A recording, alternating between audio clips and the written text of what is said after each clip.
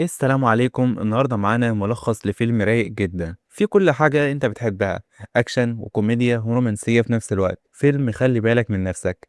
الفيلم للفنان احمد السقا والفنانة ياسمين عبد العزيز. بس قبل ما نبدأ مع بعض في التفاصيل، يا ريت كلنا نصلي على النبي في التعليقات. ويلا بينا نبدأ الحكاية.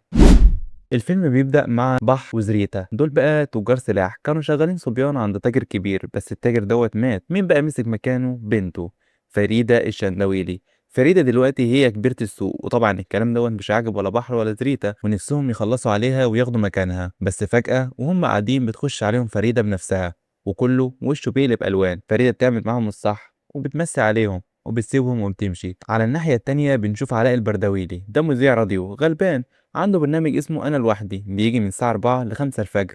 وإيه بقى، محدش يعرفه ولا بيسمعه ولا بتجيله رسالة واحدة حتى في البرنامج. بس هو طبعا عايش الوهم ومفكر إن كل الناس بتحبه وبتموت فيه، وده طبعا مش صح خالص. بعدها فريدة بتروح تشتري سلاح من واحد اسمه الدسوقي، لكن بتلاقي هناك واحد هينافسها على السلاح دوت اسمه الكلاسيك. الكلاسيك بيمد ايده بالسلام، بس فريدة بتطنشه. فريدة بتزعق مع الدسوقي علشان هي متفقة معاه على السلاح من قبل كده، بس الدسوقي بيقول لها ان الكلاسيك برضه عايزه، والحل يبقى مزاد بينكم انتوا الاتنين. وهنا بيبدأ المزاد. فريدة بتجرب حتة سلاح وبتقول له 600 ألف دولار. الكلاسيك بيرفع العرض ل 700 ألف دولار. تقوم فريدة مجربة حتة سلاح تاني وبتضمن نص البيت حرفيا وهي بتجرب، وبتقول له 800 ألف. بيفضلوا يعلوا على بعض لحد ما فريدة بتخلص الصفقة ب 900 ألف دولار. الكلاسيك بيمد ايده تاني يسلم، بس فريدة برضه بتطنشه وما بتسلمش عليه. الراجل بيروح ماشي.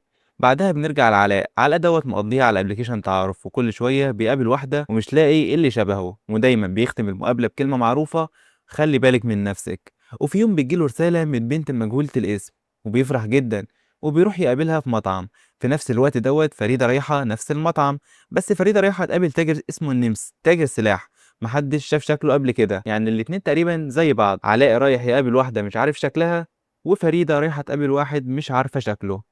وهنا بتحصل اللخبطة.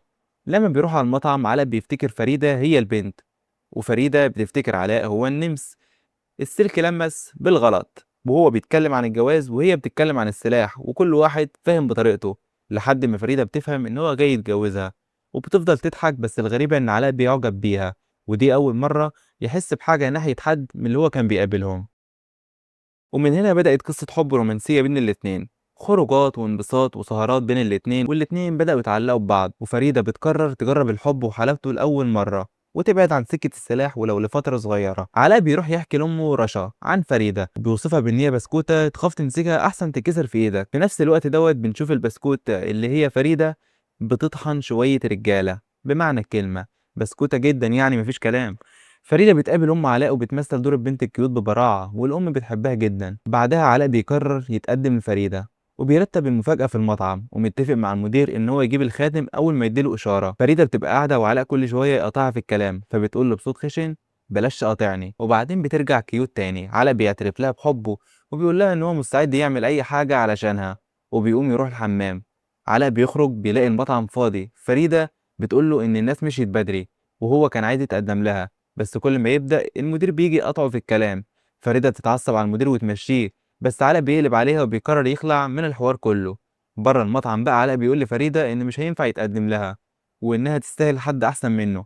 فريدة بتتصدم وبتحس إن هو بيلعب بمشاعرها، وهنا هي اللي بتقول له جملته الشهيرة: خلي بالك من نفسك، وبتسيبه وبتمشي. بعدها فريدة بتروح للدكتور النفساني بتاعها وبتنزل فيه ضرب، وبتقول له: انت اللي قلت لي جربي الحب وخليته يكسر قلبي. وهي شخصية قوية من بره، بس من جوه ضعيفة جدا. مشاكل بتزيد فوق راس علاء، عربيته بتتكسر وبيترفد من الشغل، وفجأة بيسمع أمه بتصرخ في التليفون. فريدة بترن عليه وبتقول له: أمك عندي. علاء بيروح لفريدة وبيعتذر لها، بس هي بتقول له ان هو لازم يصلح غلطته. فريدة بتروح لبيت علاء وبتقول لامه ان هو طلب ايديها، ولما علاء بيرفض الليزر بيجي على دماغه وبيوافق غصب عنه. الفرح بيتعمل بسرعة وبيسافروا يقضوا شهر العسل، وهناك بيقابلوا مو اللي بيدلعهم طول الرحلة، وبيدي علاء مقويات. بس علاء عايز حاجة تانية عشان خايف من فريدة. في الأوضة فريدة بتكون عايزة حاجات مش ولا بد، وعلاء خايف ومش عايز يعمل معاها أي حاجة. بتفضل تجري وراه بالكرباج وبتفضحه في الأوتيل كله. مو بيحاول يساعده وبيجيب له سمك وفسفور، وحتى الدكتور النفساني بيكلمه عشان يطمنه. علاء بيكتشف بعدها ان خطف امه كان باتفاق بين فريده وبين امه ذات نفسها علشان ما يسيبش فريده. فبيطمن شوية وبيطلع الأوضة بيقضوها مع بعض، ومو بيخش عليهم بيهديهم، وبيحصل حاجات ملناش دعوة بيها. تاني يوم بقى بينزل علاء أسد وبيشكر مو، وبياخد فريدة وبيتمشوا سوا، وبيقول لها إن هو مبسوط جدا في الجوازة. فريدة بتكون عايزة تقول له على شغلها القديم، وعايزة تعترف له بكل الماضي بتاعها، وهو بيقول لها أنا ليا من وقت ما عرفتك. بيرجعوا القصر وعلاء بيشوف ليفل عالي قوي من العيشة. فريدة بتقرر إن هي تخلص من شغل السلاح، بس علاء بيسمعها وهي بتتفق معاه إن حسين على بيع السلاح لتاجر اسمه الجبالي. علاء بيتصدم وبيقول لها انت تاجرة سلاح ازاي، وبيكون عايز يمشي من البيت. لكن فريدة بتوريه اختبار الحمل وبتكون حامل. علاء بيتصدم ومش عارف يعمل ايه. بيروح للدكتور اللي بيفهمه ان هو لو سابها هتخلص عليه. فريدة بتوعده ان ديت هتكون اخر عملية هتقوم بيها. بعدها اهل علاء بيروحوا يزوروه، وفريدة بتمثل دور الزوجة الصالحة. بس فجأة حسين بيدخل ويقول لفريدة ان الجبالي وصل ولازم تمشي الناس ديت لان الجبالي دوت خطر. فريدة بتقابل الجبالي في المكتب وبتتفق معاه ان هي هتبيع له السلاح ب 60 مليون دولار. بس رشا وعلاء بيخشوا عليهم وبيبوظوا الدنيا. علاء بيزعق مع الجبالي وبيقول له اطلع بره، وفريده بتمشي كلام جوزها وبتقول له امشي، والجبالي فعلا بيمشي بس بيكون متضايق جدا. بنرجع تاني البحر، وزريتا بقى بيستغلوا الفرصه وبيسرقوا السلاح بتاع فريده، والجبالي بيروح لعلاء البيت وبيخطفه وبيكلم فريده وبيطلب 10 مليون دولار كتعويض. فريده ما بتضيعش وقت وبتاخد بعضها وبتروح تلحق علاء. بتخش عليهم زي الاسد وبتعمل شويه اكشن على اصولهم، بتخلص على كل الرجاله وبتدغدغ عظمهم، والجبالي بيستخبى في المكتب. فريده بتجيب الجبالي والحكومه بتيجي تقبض على الكل. وهنا بنعرف ان فريده كانت متفقه مع الحكومه من البدايه علشان تبدا حياه جديده ونضيفه مع علاء. الحكومه قبضت على الجبالي وبحر وزريته، وفريده بقت شاهد ملك في القضيه لان هي كانت بتسجل لهم كل حاجه. وفي النهايه فريده بتروح تولد ابنهم.